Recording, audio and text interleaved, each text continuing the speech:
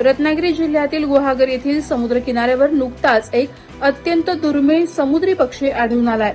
हा पक्षी ब्राऊन बुबी या प्रजातीचा असण्याची दाट शक्यता पक्षीप्रेमींकडून वर्तवली जाते। हा पक्षी प्रामुख्याने समुद्रातच वावरणारा असल्याने त्याचं किनाऱ्यावर दर्शन होणं ही एक विशेष घटना मानली जाते। हा पक्षी प्रामुख्याने समुद्रात राहून मासेमारी करतो।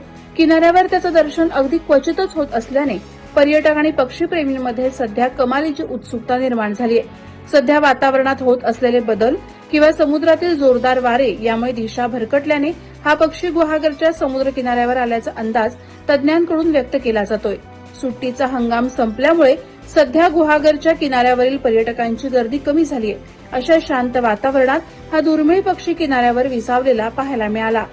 ब्राऊन बुबी हा खोल समुद्रात मासेमारी करणारा दुर्मिळ पक्षी आहे। हवामानातील बदलांमुळे तो किनाऱ्यावर आल्याची शक्यता असल्याने पक्षीप्रेमी सध्या त्याच्यावर लक्ष ठेवून आहेत।